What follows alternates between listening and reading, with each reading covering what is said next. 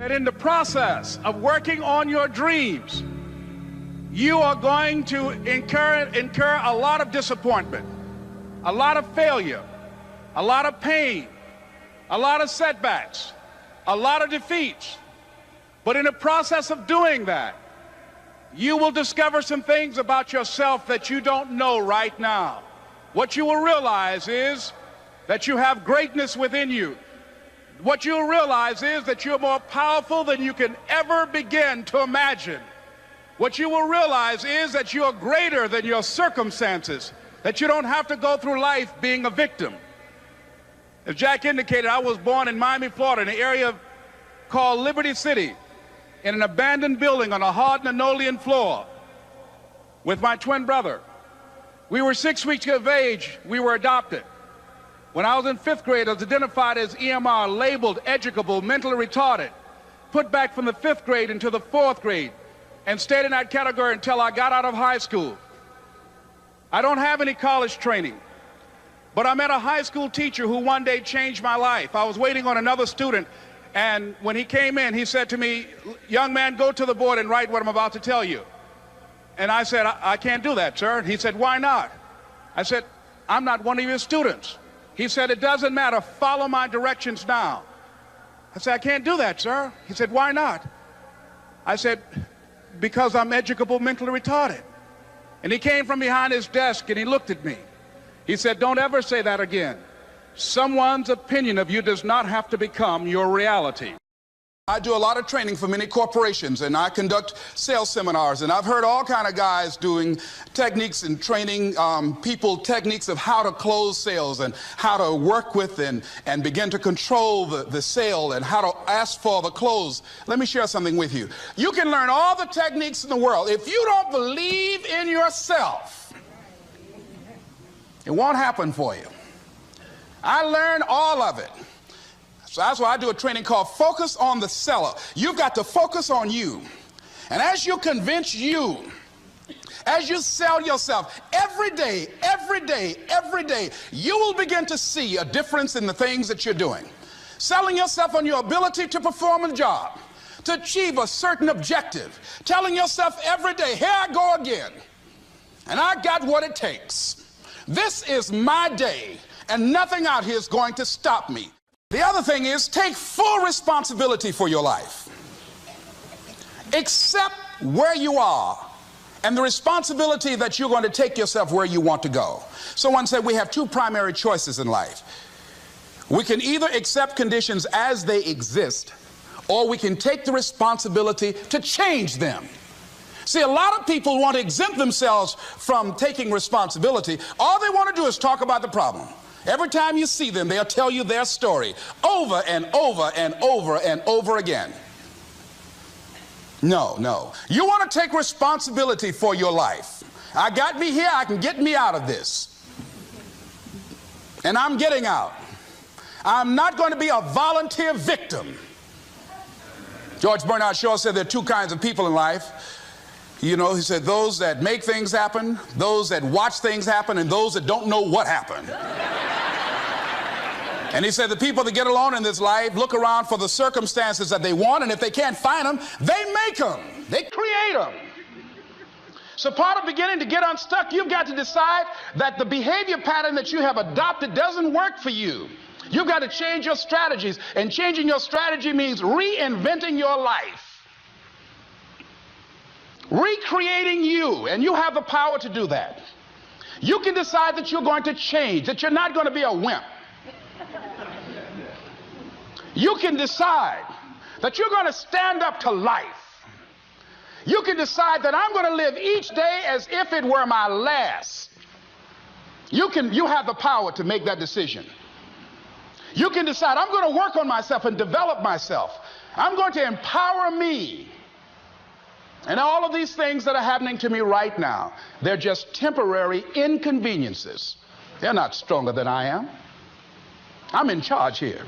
Overcoming the negative conversation, that inner dialogue that's going on all the time, even when you don't want it to be there. You can't stop yourself right now from thinking. You can't do it. It's going on.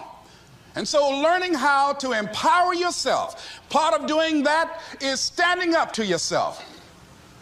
You've got to stand up inside yourself sometimes and say, shut up. You've got to do this. I was going to give a presentation, and this voice inside of me saying, you can't do this. You don't have everything it takes. I shut up. I'm behind on my bills, and you're telling me what I can't do. I have got to do it. You'll get scared sometimes. Your mind will go blank on you. Some people you will allow to unnerve you. And you wonder, what's wrong with me? I'm not crazy. That's why you've got to learn to make a conscious, deliberate, determined effort to stand up inside yourself. Working on yourself, watching that inner dialogue, it will determine the quality of your life. Next thing is that you've got to activate the thinker in you. Don't allow your emotions to control you. We are emotional, but you want to begin to discipline your emotion. If you don't discipline and contain your emotions, they will use you. Your mind goes on automatic, just like a guard. You know, I loved reading the book called As a Man Thinketh by James Allen. He uses the analogy of the mind being like a garden. You know, weeds don't have to have any encouragement to grow. You don't have to water them. They don't have to get sunshine. They don't have to have fertile ground. They will grow through the cracks of a sidewalk. Am I right? But if you want to grow orchids or roses or any kind of exotic flowers, there are special processes and procedures you must go through. Well, by the same token, you don't have to force yourself or motivate yourself to think negatively, to be depressed, to hate somebody, to want revenge, to want to get back at somebody, to beat yourself up over the head, to feel loaded with guilt. You don't have to make any effort to do that. Your mind is on automatic. It will do that by itself.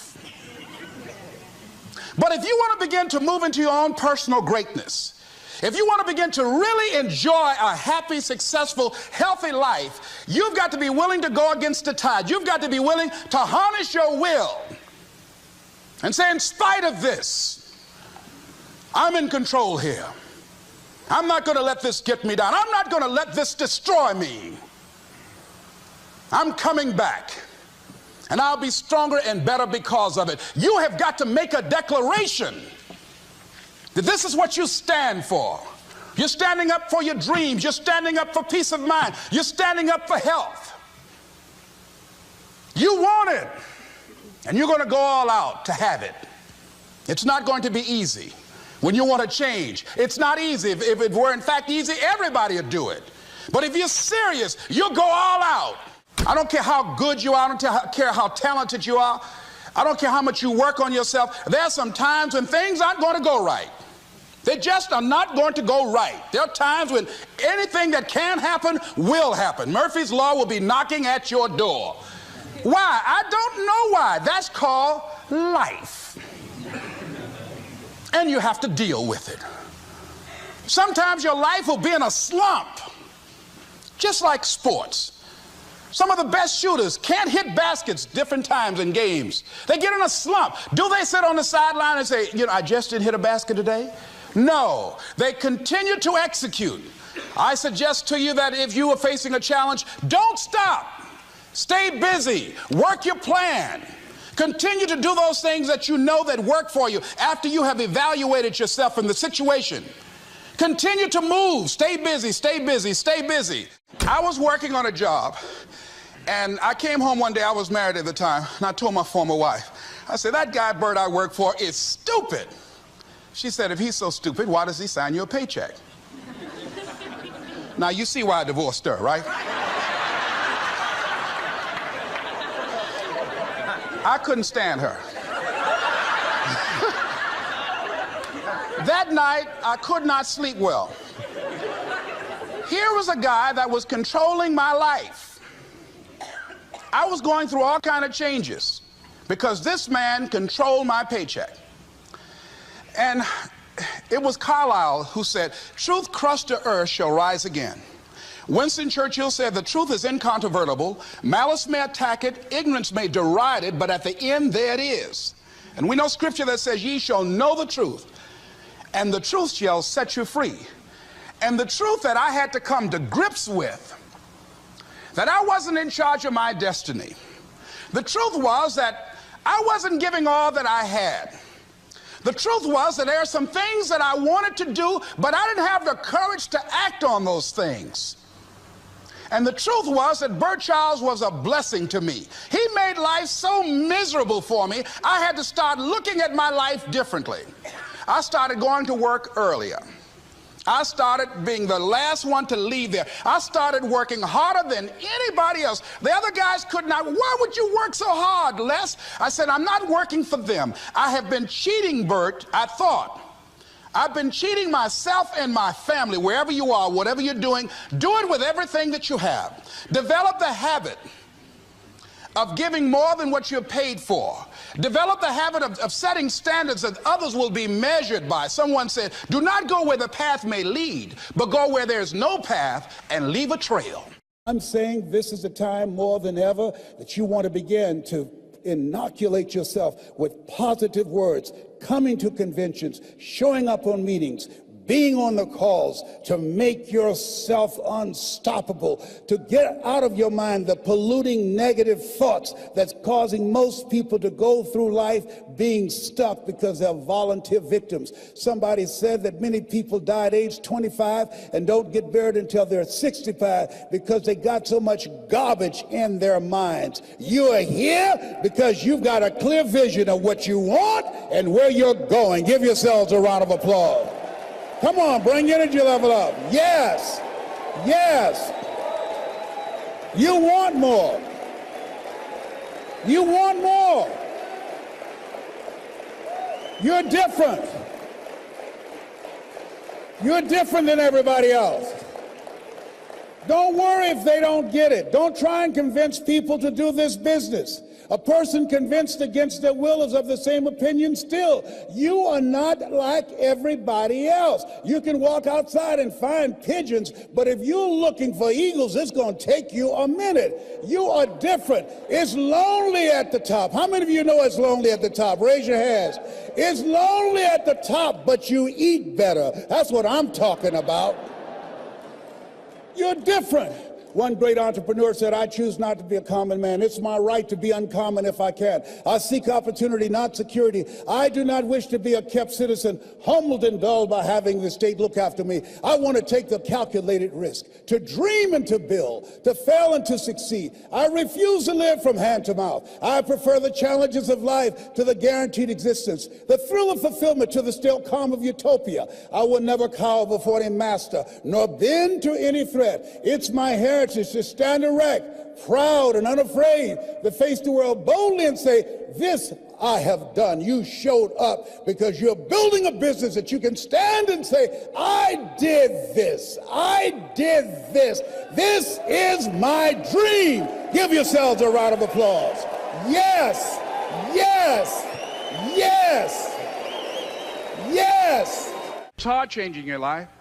It was hard when just over 3 years ago, in the Penobscot building in Detroit, Michigan, where I was operating my business, and I fell on some hard times, and I was sleeping in my office. It was hard coming into the lobby, and the security said, excuse me, Mr. Brown, can we see you for a moment? And I said, yes, and I walked up to the counter, and he gave me an envelope. And he said, would you mind reading it here? And I opened the envelope, and the envelope was from management that said, this is an office tower. It's not a hotel. Please do not sleep in your office. And I said, excuse me, sir. I said, I just work long hours in creating my business. I'm an entrepreneur. And right now, things are bad for me. But they're not going to be this way always. And I just asked for the opportunity to continue to operate like I'm doing. I'm not trying to make this my home. And it was hard coming through the lobby. And sometimes they would laugh. There's a guy talking about becoming successful. And look at him. He's bathing in the bathroom upstairs on the 21st floor. He sleeps on the floor. Him and 2 other dreamers up there. Look at him. It was hard, ladies and gentlemen, coming to speak to people. And I was facing financial difficulties in my own life. I was behind on my bills and my dreams, and I'm saying to them, you can live your dream. It was hard, ladies and gentlemen. It was very difficult to pick myself up each day believing that I could do it. There were times that I doubted myself. I said, God, why is this happening to me?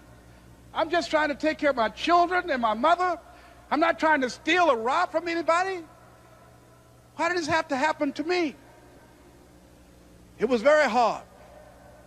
And here's what I want to say to you. For those of you that have experienced some hardships, don't give up on your dream. No one could have convinced me by holding on, by continuing to push forward, by continuing to run toward my dream, that one day I would have my own talk show.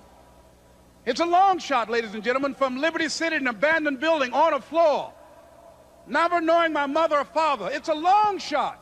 Being here with you today in this dome in Atlanta, it's a long shot.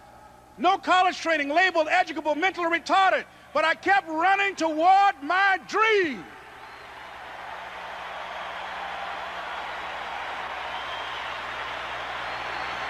Don't stop.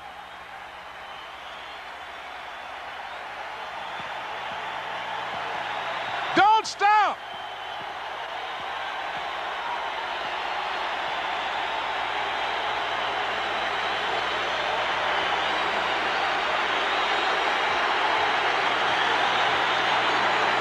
Don't stop running toward your dream.